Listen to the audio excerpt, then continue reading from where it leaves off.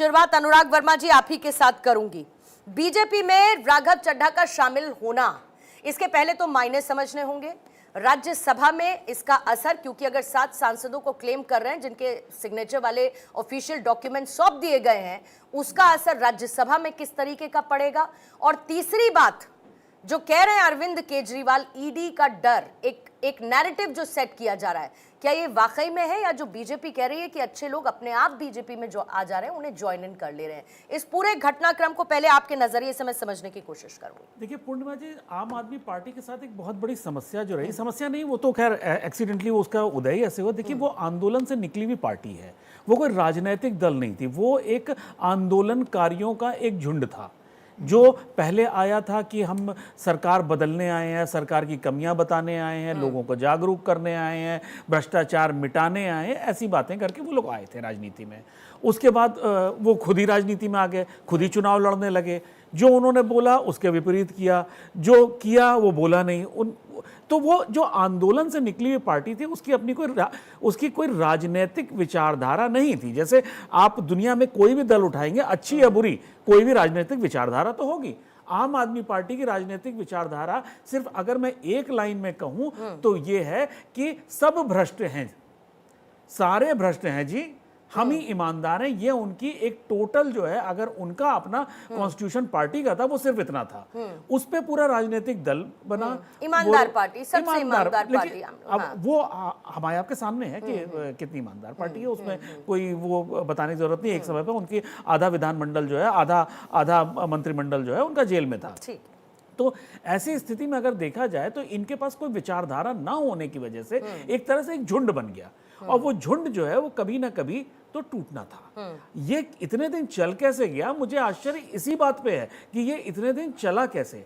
और इसमें जो मुझे सबसे बड़ी चीज इस समय जो दिख रही है, जो दिल्ली हारने के बाद दिल्ली के सारे नेताओं ने जो पंजाब का रुख किया, इसका मतलब ये है कि पंजाब में सब कुछ ठीक नहीं चल रहा है। जिस तरह से वहां से इस तरह से सांसद टूट रहे हैं, इसका मतलब सीधा सा है कि जो पंजाब की आम आदमी पार्टी थी उसको दिल्ली के लोग हाईजैक करने की कोशिश कर रहे थे। तो ऐसी स्थिति में हुआ ये है कि वहां के जो लोग हैं उनमें असंतोष आया है। और अब चूंकि पहले 2 सरकारें थी, 2 राज्य सरकारें थी, सबको इंपॉर्टेंस मिल रही थी, अब जो है भाई रिसोर्सेज भी कम हो गए, एक स्टेट के हो गए, अब पद भी एक स्टेट के हो गए, सुविधाएं भी एक स्टेट की हो गई, तो अब जो खींचतान मची है उसमें ये चीजें देखने को मिल रही हैं। ठीक है, हमारे साथ इस वक्त मनीष झा भी जुड़ चुके हैं, आम आदमी पार्टी के प्रवक्ता। मनीष जी, आपका स्वागत करती हूँ। आम आदमी पार्टी के अंदर इस वक्त क्या लीडरशिप क्राइसिस है सर? आप लोग ऑपरेशन लोटस का आरोप लगा रहे हैं, लेकिन राघव चड्ढा कितने करीबी अरविंद केजरीवाल और आपकी टॉप लीडरशिप के थे ये मुझे बताने की जरूरत नहीं है। अल्टीमेटली उनका पार्टी छोड़ देना, 7 सांसदों का बीजेपी में शामिल होना, अपनी पार्टी के अंदर लीडरशिप क्राइसिस को कैसे देख रही है आपकी पार्टी?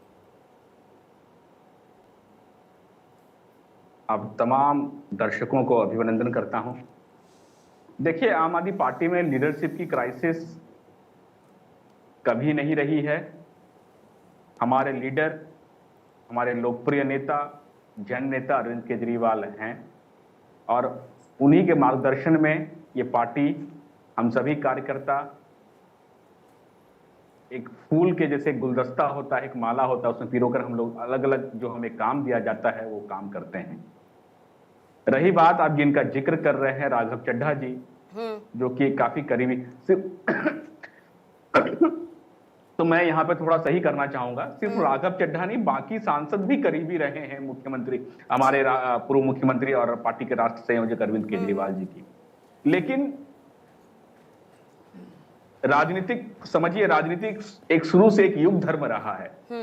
हर समस्या का जो मूल निवारण है वो राजनीति है। और आपने देखा कि पिछले महीने जब दिल्ली कोर्ट के राउज एवेन्यू कोर्ट का जो फैसला आया था शराब के तथा कथित मामले को लेकर, क्लीन चिट दिया गया था, तो उसमें ये साफ जाहिर हो गया कि ये जो शराब घोटाला था कहीं भी कभी नहीं हुआ था। इसको एक फ्रेम्ड घोटाला था, मैनिपुलेटेड घोटाला था, नाम खराब करने की वजह से, जिसके कारण बहुत सारे आम आदमी पार्टी के तमाम लीडर को कई महीनों तक जेल में रहना पड़ा था। ये तब की बात है, मैं शुरुआत से बता रहा हूँ, एक एक कड़ी जुड़ेगा, सब कुछ साफ हो जाएगा। नहीं, पर उसका अभी कोई मतलब नहीं है ना, अब आप संघर्ष में होता जाएंगे है पूरा। सुनिए, पंजाब की धरती वो है जहाँ पे लोगों ने बलिदान देना स्वीकार किया, संघर्ष का ठीक है राह मनीष अपनाना जी, स्वीकार किया। मनीष जी, लेकिन वर्तमान जो परिस्थिति है, देखिए एक मिनट नहीं, सुनिए ना, मुझे पार्टी वर्तमान का संविधान नहीं जानना है, मुझे आम आदमी पार्टी के संविधान पर मुझे बात नहीं करनी है कि आम आदमी पार्टी का संविधान क्या है। अगर आप कहकर आए कि सबसे ईमानदार पार्टी है और आज आप ही के नेता कहते हैं कि आम आदमी पार्टी भ्रष्ट लोगों के हाथों में है, बात खत्म। अगर आप ही के साथ साथ लोग, और सब छोड़िए, आपने राघव चड्ढा को हटाकर जिनको जिस पद पर बैठाया उन्होंने भी छोड़ दी पार्टी, तो आप ये तो मत कहिए कि लीडरशिप क्राइसिस नहीं है।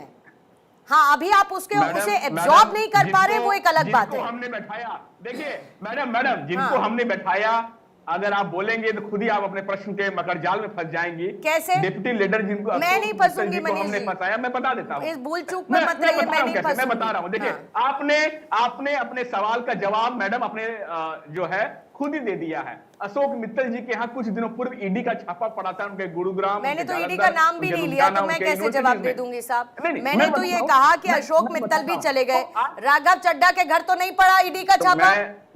राघव चड्ढा के घर पड़ा क्या ईडी का छापा?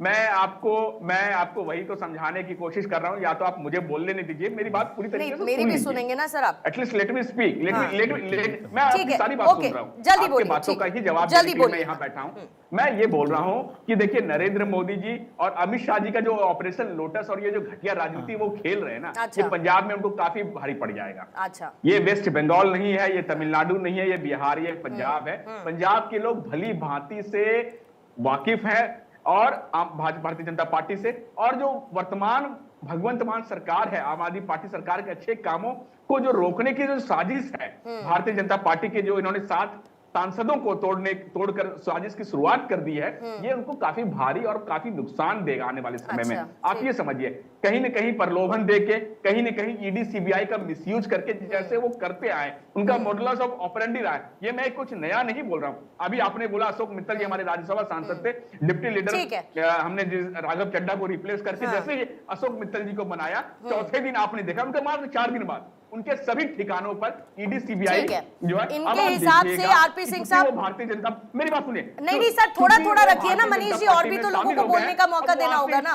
वॉशिंग मशीन में वो बिल्कुल हाँ ठीक है, ओके, वॉशिंग मशीन, ईडी का दबाव, ऑपरेशन लोटस, तोड़ मरोड़ करने की राजनीति पंजाब में भारी पड़ेगा, ये आपके क्रक्स पॉइंट है सारे के सारे, सब समझ गई मैं। आरपी सिंह साहब, अब आ जाती हूं आपके पास। राघव चड्ढा और बाकी सांसदों का बीजेपी को ज्वाइन करना आम आदमी पार्टी के हिसाब से आपका, जो आप ट्रेडिशनली जो करते आए हैं सो कॉल्ड ऑपरेशन लोटस, उसका नतीजा है। ईडी का डर दिखाकर आप लोगों को उनकी पार्टी से अलग करते हैं, अपनी पार्टी में आप ज्वाइन करवा लेते हैं। अब बात यह है कि हर बात में कोई भी लीडर छोड़कर जाए तो आम आदमी पार्टी एक लाइन बोलती है कि ईडी का डर दिखाया गया जी, इसीलिए छोड़कर चले आए। और क्योंकि इनकी पार्टी तो इतनी पाक साफ है कि किसी का मोह भंग हो ही नहीं सकता, उस पार्टी के इंटरनल जो कुछ भी चल रहा है, कॉन्फ्लिक्ट्स चल रहे हैं या कोई सुन नहीं रहा है उन्हें, उनको कोई जगह नहीं मिल रही है, उनको कोई पोजीशन नहीं मिल रही है। पूर्णिमा जी, आप ही विश्लेषण दे दीजिए।